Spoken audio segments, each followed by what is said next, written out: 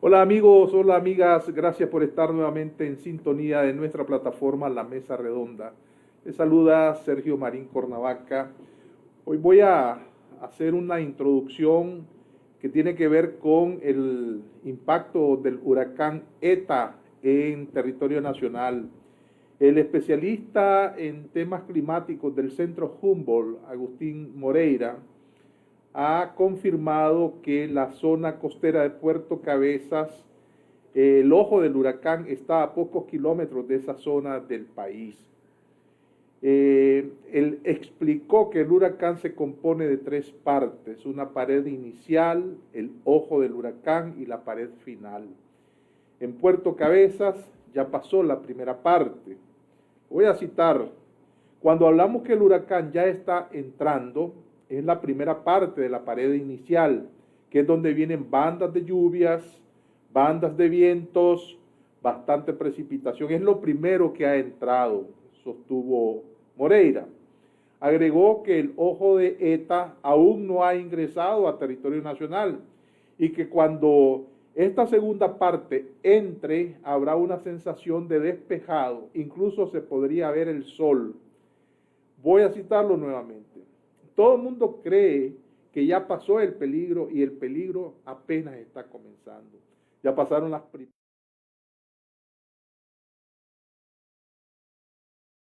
primeras repentinas. Para que tengamos una idea, dice Moreira, para que ya entre todo el huracán que está a 50 kilómetros al sureste de Puerto Cabezas, entonces no ha entrado totalmente todo el huracán. Hasta que ingrese la parte final y ya se retire de las costas, podremos decir que ya pasó. Se está pronosticando que su movimiento está hacia el noreste y hasta esta tarde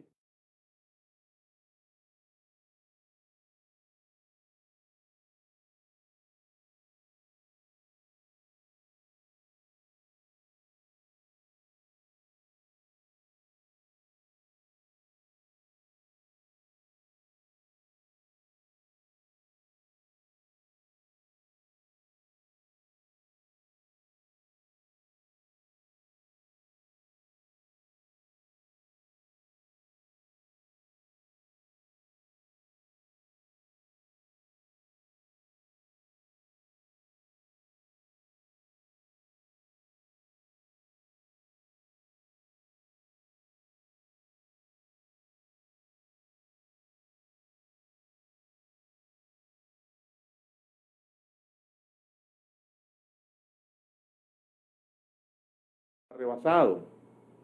Y en Jinotega ya están cayendo los fuertes aguaceros. Así que hay que tener mucho cuidado. En Managua nosotros debemos aprestarnos a servirle a nuestros hermanos de la costa caribe con lo que podamos, con lo que tengamos voluntad. Hay ya centros de acopio. Más adelante en nuestra plataforma vamos a dar a conocer dónde están funcionando esos centros de acopio para que la gente pueda mostrar una vez más su generosidad con nuestros hermanos de la costa caribe. Hoy es martes 3, ¿sí es? 3. Y entonces nos toca, como todos los martes, conversar con Edgar Parrales Castillo, a quien ya tenemos en línea. Bienvenido, Edgar, ¿cómo estás? Un gusto saludarte. Bien, Sergio, mucho gusto, un placer estar nuevamente con ustedes y compartir este momento importante de cara a la opinión pública, a la ciudadanía nicaragüense.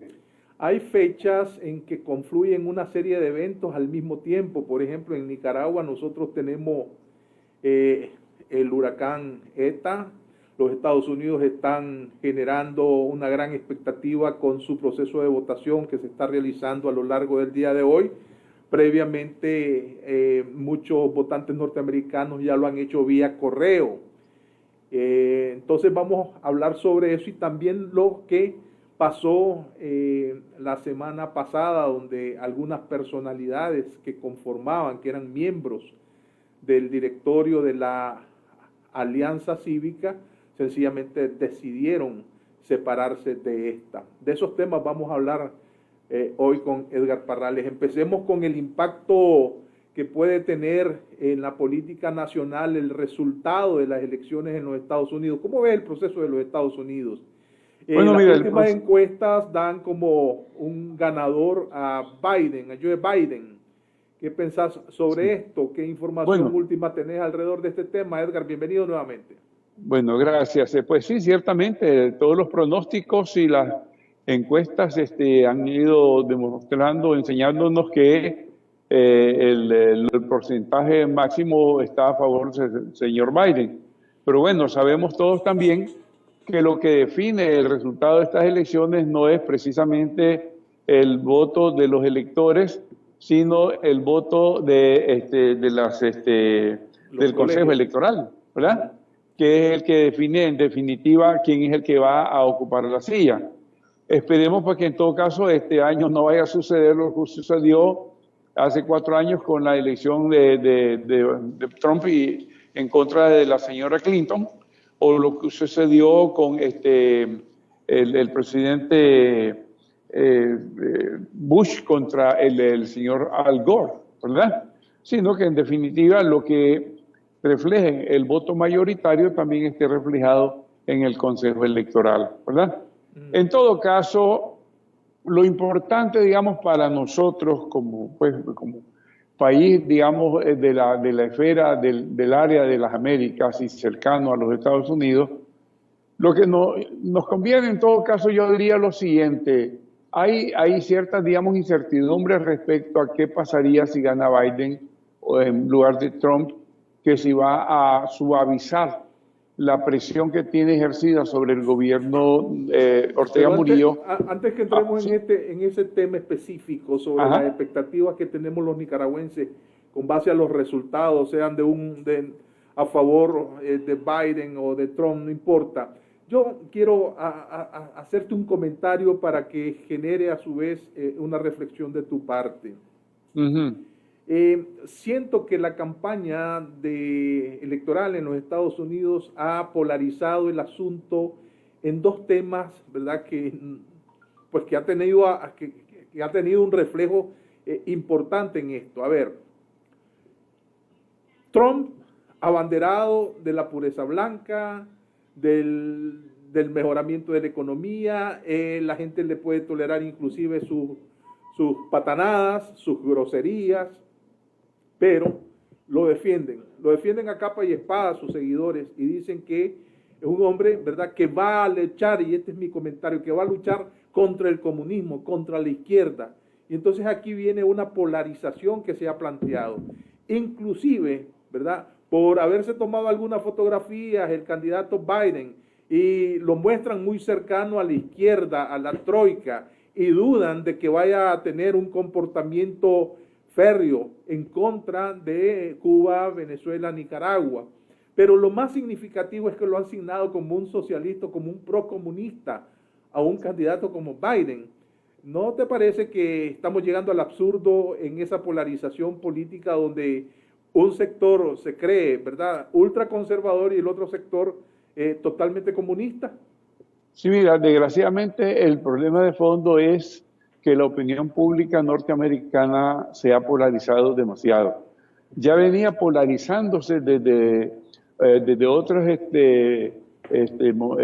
elecciones. Por ejemplo, cuando con la señora Clinton hubo polarización, porque inclusive pues le quisieron echar la culpa a ella de la supuesta intervención de los hackers rusos en las elecciones, y ya ahí la cosa entró en un campo, digamos, del tratamiento sucio de la política. De hecho, lamentablemente, según lo que yo pues he visto y analizado, en las últimas contiendas electorales en los Estados Unidos, el asunto ha ido perdiendo cierta elegancia y cierta pureza de contienda electoral y se ha ido metiendo más en aspectos, digamos, de chismorrería y de escándalos, ¿verdad? Buscando cómo encontrarle al contendiente escándalos o conductas inapropiadas de tipo sexual o de tipo financiero, etcétera, para desprestigiarlo, para desmerecerlo ante la opinión pública. Y me parece que eso no solamente, digamos, afecta a la imagen del cuestionado, sino que afecta al sistema en sí. El sistema en sí se ha deteriorado y últimamente en este momento se ha polarizado tremendamente entre dos extremismos, el extremismo de derecha y el extremismo de izquierda. Porque, digamos, la política o la consigna de Trump, de America First, ¿verdad?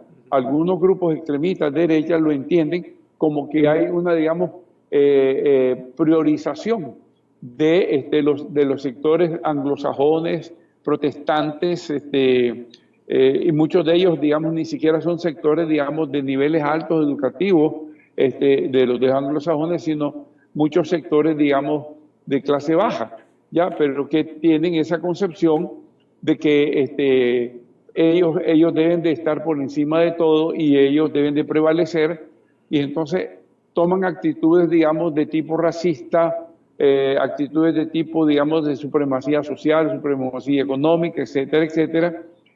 E inclusive se habla de que en unos correos recibidos últimamente se hablaba de unas cantidades exageradas de personas del sector blanco comprando armas de alto calibre, como preparándose para una guerra. Por el otro lado tenemos también a sectores de ultraizquierda que están en contra del establishment, digamos, que inclusive han llegado a los extremos de quemar la bandera norteamericana en algunos eventos, que han desatado, digamos, actos de vandalismo, quebrando escaparates, asaltando supermercados y otros negocios, destruyendo, quemando, etcétera. Es decir, vemos que el país se ha polarizado en dos extremos, el extremismo de derecha y el extremismo de izquierda, que ninguno de los dos es bueno. Ninguno de los dos, digamos, acredita lo que es una contienda electoral que ha, digamos, caracterizado a la historia norteamericana de contiendas electorales en un clima democrático, en un clima, digamos, de comportamiento sano, ¿verdad? Esa es una de las cosas, pues, digamos, que están allí por medio. Que, por ejemplo, el mismo señor Trump ha dicho en algún momento que si él pierde no va a aceptar la derrota. Eso es prácticamente una afirmación que va totalmente en contra de la concepción democrática norteamericana, porque ellos han estado acostumbrados que el que pierde acepta de buen grado su derrota y entrega, ¿verdad? O admite, digamos, el ascenso del otro.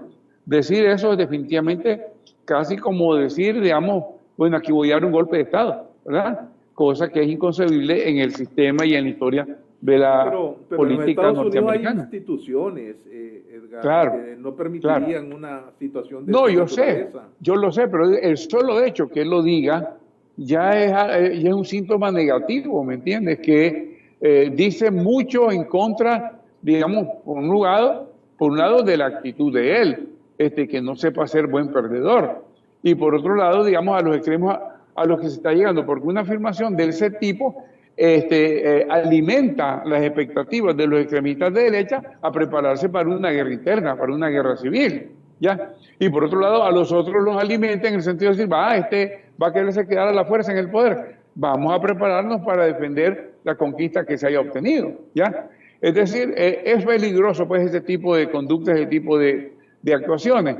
Y realmente, digamos, vemos que inclusive los grandes medios norteamericanos han estado hablando del peligro que representa para la democracia norteamericana una victoria de Trump en una segunda vuelta, en este segundo periodo, ya, porque ellos ven que es una persona que más bien en vez de trabajar y alimentar, digamos, la convicción democrática de la población, más bien ha trabajado y alimentado, digamos, comportamientos que van o riñen contra ese sentido democrático de la vida y ponen en peligro la estabilidad política, social, económica del país, ¿verdad? Lo han dicho medios como el New York Times y el New Yorker, ¿verdad? Que son dos medios de mucho impacto y de mucha influencia en la opinión pública. En todo caso, el país está polarizado. Dicen que estos grandes medios de comunicación están totalmente parcializados, ¿verdad? Y además que actúan en una venganza frontal contra Trump, porque Trump se ha referido a ellos en muy malos términos. Entonces, sí, hay una deslegitimación del tratamiento, del comportamiento que los medios de comunicación tradicionales en los Estados Unidos ha tenido en esta justa electoral. Sí. Bueno, es que hay una cosa cierta. Desde su campaña electoral, en el periodo de las elecciones anteriores, y ya estando en el poder, el señor Trump ha alimentado la confrontación con los medios, ha alimentado la confrontación entre sectores de la población, o si lo ha hecho consciente o inconscientemente, pues habrá que verlo, pero lo ha hecho. Es decir, sus palabras han sido acicates y alimento para grupos extremistas de derecha, y a la vez ha provocado la reacción de los grupos extremistas de izquierda. Ha sido, digamos, un ejercicio del poder polémico, bastante polarizado, y ha creado una situación, un ambiente en el país norteamericano de incertidumbre y prácticamente de descenso de los niveles de comportamiento democrático. En todo caso, él tendrá que ver si ganando estas elecciones logra revertir un poco esa sensación y logra, estabilizar de nuevo la cultura democrática. Porque ya ves que grupos extremistas como los Ku Klux Klan se han sentido envalentonados con él y han tomado acciones, verdaderamente como de sentirse que el país es de ellos y que ellos van a luchar a capa y espada y con los dientes, si es posible, para mantener ese statu quo de una sociedad que empezó siendo estrictamente anglosajona, pero que con el paso del tiempo se ha convertido en una sociedad multirracial, en una sociedad multicultural, ¿verdad? Y que eso no lo pueden evitar ya, porque, es un fenómeno que está en proceso, que es una realidad, y que lo que tienen que hacer es, asumir la nueva realidad y enfocarse en ese nuevo espíritu, en esa nueva situación, y seguir dentro de ese esquema, seguir cultivando la democracia.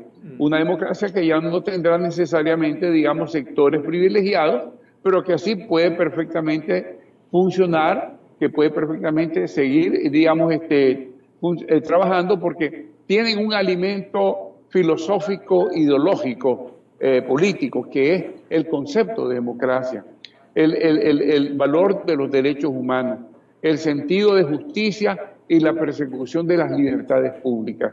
Si ellos se centran en estos valores, ellos pueden perfectamente, en la nueva realidad psicosocial del país, pueden perfectamente seguir avanzando y seguir exitosamente en democracia.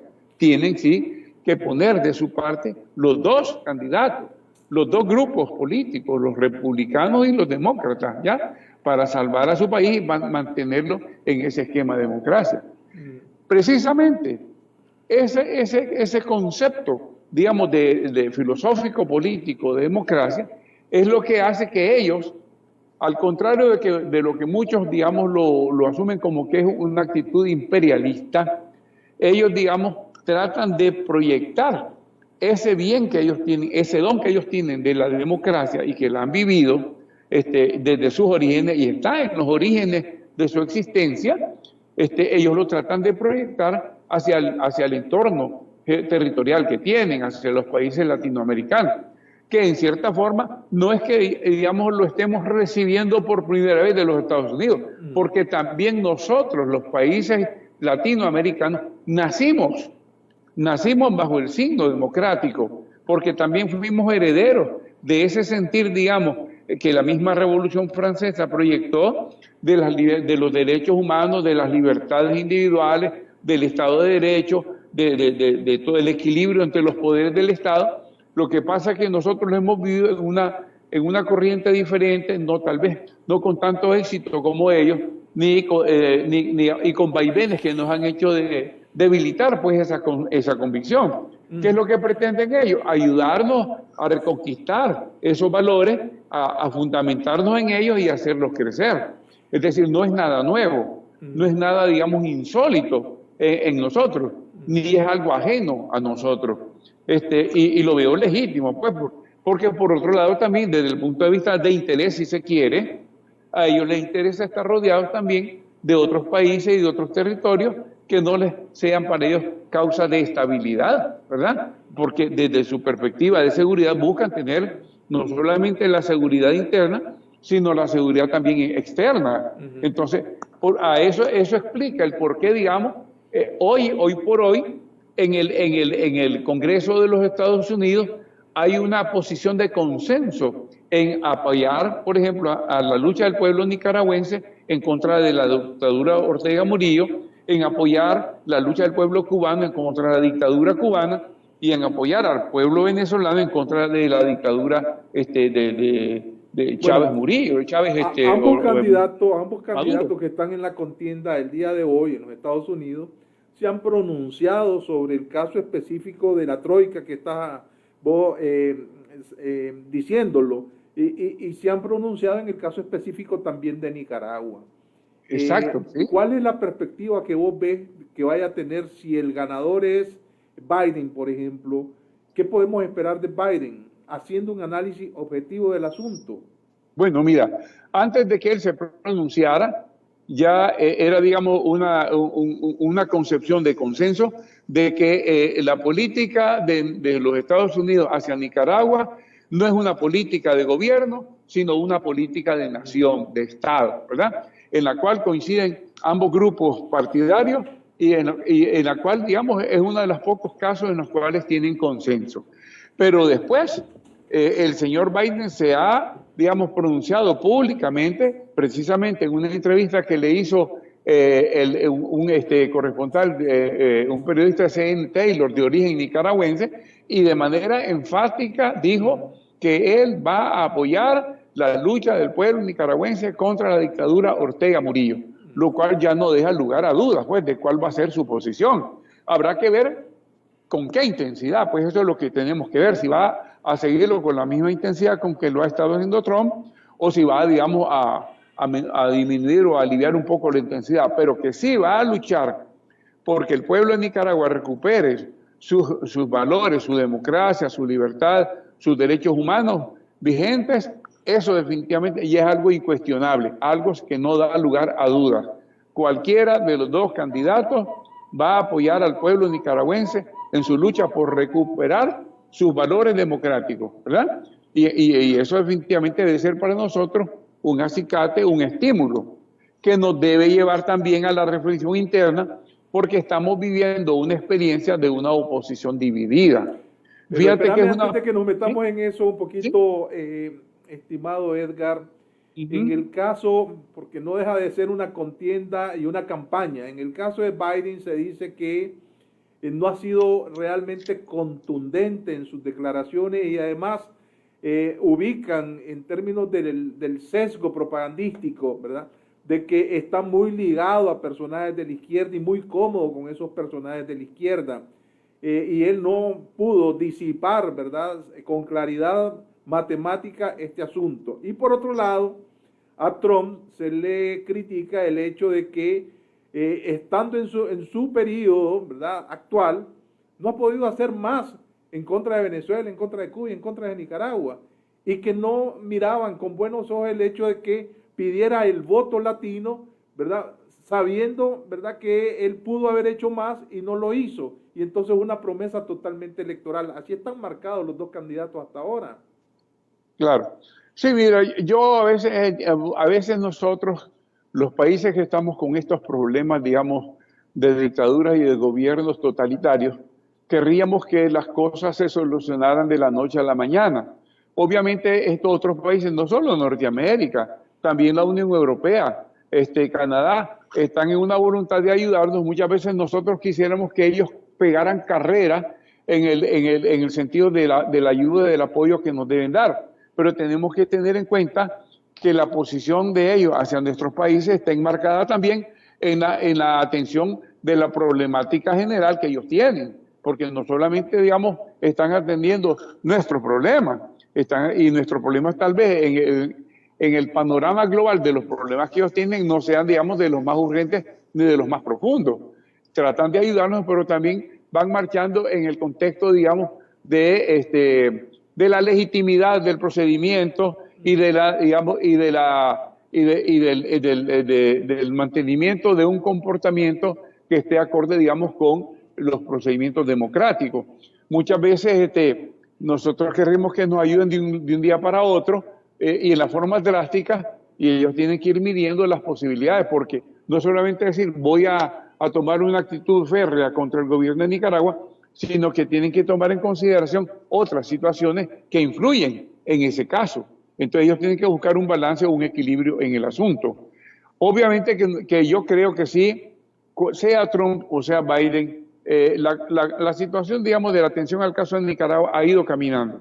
No con la rapidez con que nosotros querramos, pero ha ido caminando, y en estos 4 años que vienen va a ser decisivo, a mi juicio, digamos, la solución de este problema. Sea el uno o sea el otro, va a haber ya, digamos, una solución a la situación de Nicaragua. ¿Por qué? De hecho, aunque el asunto no ha caminado como quisiéramos, la situación de presión y de sanciones al gobierno Ortega Murillo ya los lleva a estos señores a un nivel, digamos, de sofoco, ¿verdad? De casi cortarles el aliento vital, porque ya les han extremado, digamos, las posibilidades económicas que son las que más les duelen. Y si esta tónica sigue, va a llegar un momento en que este gobierno Ortega Murillo va a desquebrajarse, francamente se va a quebrar y va a tener que decidirse, o si quiere salvar algo o si quiere perderlo todo, ¿verdad? Porque en una actitud, digamos, cerrada y obtusa del gobierno Ortega Murillo, lo va a llevar a su total destrucción, a su total derrota. Y una actitud inteligente y flexible va a permitir, digamos, que algo puedan ellos salvar de su proyecto político, ¿ya? Ellos son los que tendrán la palabra, pero que las democracias occidentales, Estados Unidos, Canadá, Unión Europea, Reino Unido, Suiza, están presionando y van a seguir presionando. Eso es una realidad incuestionable y que hay que contar con ella, definitivamente, creo yo, ¿verdad? Nos toca a nosotros hacer nuestra parte. Nos toca a nosotros demostrar que estamos a la altura de la ayuda que nos están dando y que nos quieren dar mayormente todavía, y que demostremos que somos una oposición y un pueblo unidos en nuestra lucha. Entonces está por verse también de parte nuestra si somos capaces de salvar nuestras diferencias, de superar nuestras mezquindades y nuestras pequeñeces, para unidos todos en función del objetivo común, que es el objetivo de la patria, el objetivo de la unidad para conseguir mandar al traste a la dictadura y empezar un proceso de democratización creciente. Entonces creo que sí vamos a poder, pero ahí también nosotros tenemos la palabra, tenemos la suerte en nuestras manos. Somos los que tenemos que decidir si queremos verdaderamente hacer el cambio, si queremos estar dispuestos a hacer el sacrificio de unirnos todos, que no es ni tan sacrificio, pues, unirnos todos por el objetivo común para derrotar a la dictadura. Y desgraciadamente vemos que hay muchas, digamos, disociaciones, muchas separaciones, muchas resquemores de unos con otros, y los tenemos que superar. Fíjate que, por ejemplo, la oposición nuestra está, los grupos opositores que están en la diáspora, en cierta forma, tienen una actitud recelosa con la oposición que está internamente en el país. Y la oposición que está internamente, los que están afuera, se han centrado en 2 puntos, en 2 ejes de reclamo. Por un lado, están ellos trabajando porque se proclame la ilegitimidad del gobierno. Y por otro lado también estar proclamando que no asistirían a unas elecciones en las que vaya a competir el orteguismo murillista en las elecciones. Y por dentro estamos que sí Si las elecciones se dan, por ejemplo, con las garantías que se han estado exigiendo y que se cumplen, iríamos a las elecciones aún con el orteguismo en contraposición, pero siempre que sea en una contienda limpia, justa y transparente.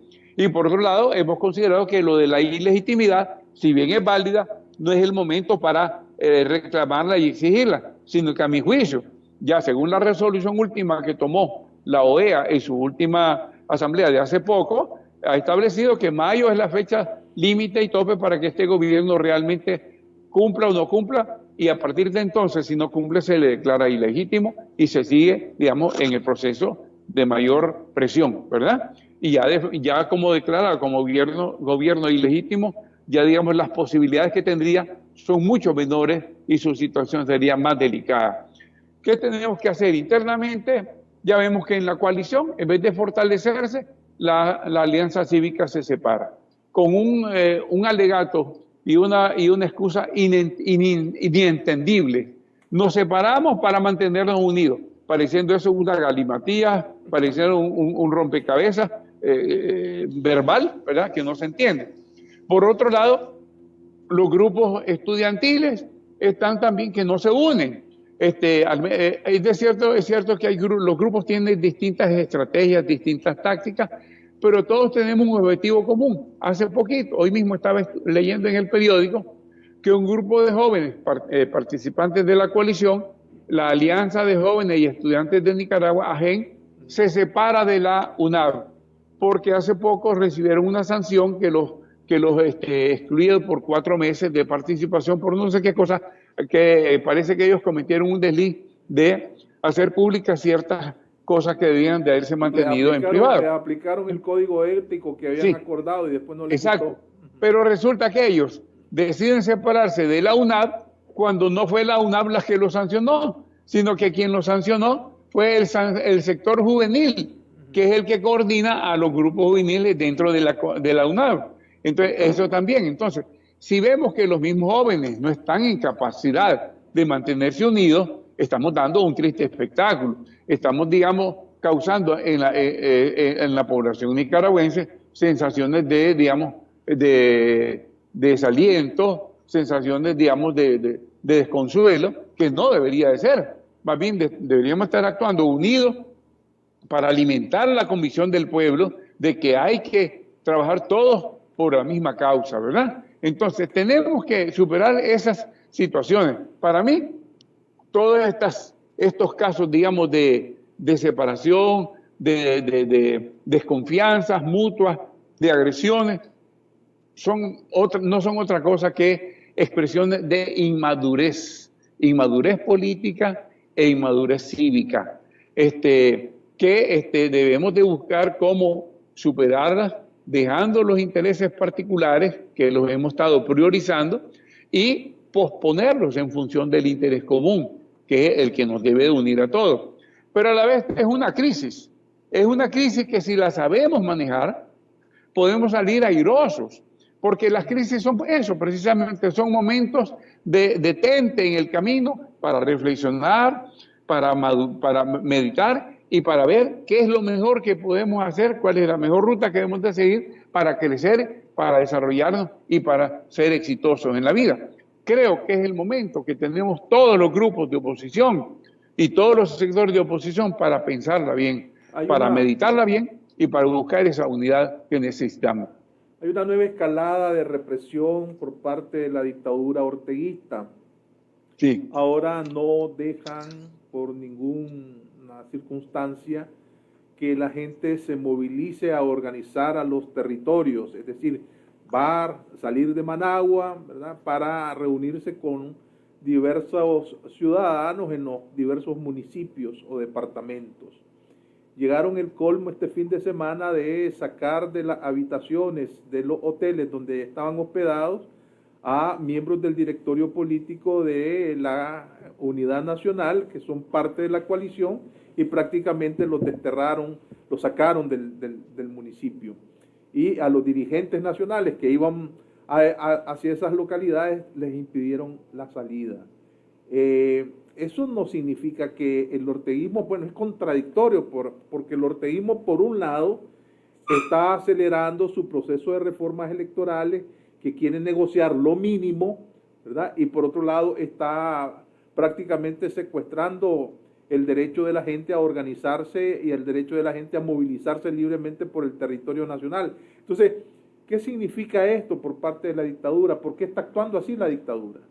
Bueno, para mí son actos de desesperación, porque ven que es inevitable que la oposición se organice, que la oposición se consolide, que la oposición se convierta en una fuerza política, y entonces ellos están haciendo lo imposible por evitar eso y por mantenernos precisamente en la desunión, en la dispersión. ¿Qué es lo que hay que hacer? Pues yo diría, por ejemplo, ya llegar al extremo de entrar a un recinto a querer impedir una reunión bajo techo que no tiene necesidad de tener ninguna autorización de ninguna autoridad, ¿verdad? Yo hubiera dicho, y tal vez para el futuro sea así, a los que estaban adentro, sigan en la reunión. Aunque el policía que estaba ahí dijo, les doy 5 minutos, sigan en la reunión y que los eche presos y que los lleve a la cárcel. Y eso va a ser precisamente un acicate y un alimento para la convicción de que la lucha debe seguir, que la lucha no debe de cesar y que la lucha debe fortalecerse. Que los eche presos, a ver qué hacen, ¿verdad? Los van a echar presos por estar en una reunión bajo techo. ¿Qué les van a hacer? Les van a aplicar, digamos, acusaciones falsas y pruebas falsas, por si eso lo están haciendo todos los días, con todos los jóvenes que han estado recapturando a los expresos políticos que los vuelven a llevar a la cárcel. Bueno, va a ser posible están que a utilizando todo el una país... modalidad, por ejemplo, a los conductores de los vehículos les aplican multas, ¿verdad? Totalmente arbitrarias e ilegales, porque Sí. les aplican artículos de la ley del manejo que nada tienen que ver con el asunto, pero les imponen multas y prácticamente les quitan su derecho a seguir trabajando porque les incautan las licencias, los obligan a pasar cursos además pagados, secuestran los vehículos para llevarlos al depósito y además andan en una brutal campaña por acercarse a los principales colaboradores, ya puede ser un conductor, puede ser un community manager, y amenazan a la familia para que dejen de colaborar con los dirigentes políticos o con los medios de comunicación. Eso es una barbaridad que está haciendo este régimen. Obviamente, pero hay que seguírseles plantando de frente. Van a tener que poner en prisión a toda la población. Mira, pero si todos los sectores... Lo hacen, lo harían. No, yo sé, pero es decir, hay que hacerle frente en el sentido que les dicen, salgan de aquí o los echamos presos. Seguimos, echen los presos. A los dueños de los locales, les cerramos el local, que cierren los locales. Seguir polarizando la situación hasta que queden en la inevitable situación de tener que respetar. Porque Pero de lo también contrario... queda otra vía, y es que hay mucha gente que puede sucumbir a eso. Dicen, yo quiero vivir una vida tranquila, y sencillamente desisten de todo y voltean la vista hacia otros paisajes y no a la realidad circundante que nos está afectando a todos. Eso también está pasando. Bueno, la realidad es que tampoco vas a poder obtener que todo el mundo tenga el mismo brillo, el mismo arrojo, el mismo ímpetu de enfrentar, ¿verdad? No todos lo van a tener, pero hay que alimentarlo.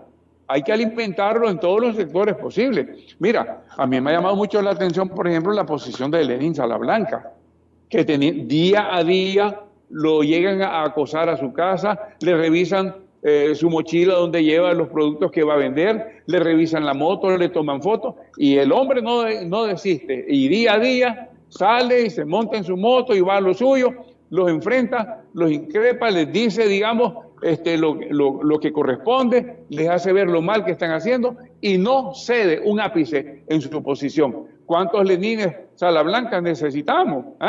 Necesitamos que la gente se arme de ese valor, de ese brillo y enfrente a la dictadura, definitivamente. ¿Van a poder acaso, cuando yo sea una posición masiva de la población, van a poder acaso controlarla? No van a poder. Necesitamos por eso que les celen esas actitudes de resistencia y de oposición. Muy bien, muchas gracias Edgar, siempre por darnos tus opiniones alrededor de los temas que más aquejan a la población nicaragüense. Muchas gracias Edgar, si tenés algo que decir. Bueno, sí, un placer, digamos, compartir con ustedes y decir un consejo, pues, para nuestros grupos opositores. mediten bien, piensen con serenidad, piensen que los intereses particulares también van a tener acogida y van a tener solución y respuesta en un momento dado. Pero ahorita es el momento de pensar en la patria, es el momento de pensar en el bien común, es el momento de pensar por lo que nos corresponde a todos por igual, que es la unidad para lograr salir de esta dictadura y empezar a construir o reconstruir la democracia, que tenemos un trabajo arduo y largo en ese camino, pero es posible. No somos irredentos, somos capaces. El pueblo nicaragüense tiene riqueza espiritual y somos capaces de construir la nación que queremos construir. Muchas gracias, Edgar. Muchas gracias a ustedes, amigas y amigos, por haber estado en sintonía de nuestra plataforma. Tengan ustedes buenos días, buenas tardes o buenas noches, según sea el caso en que nos miren. Hasta pronto.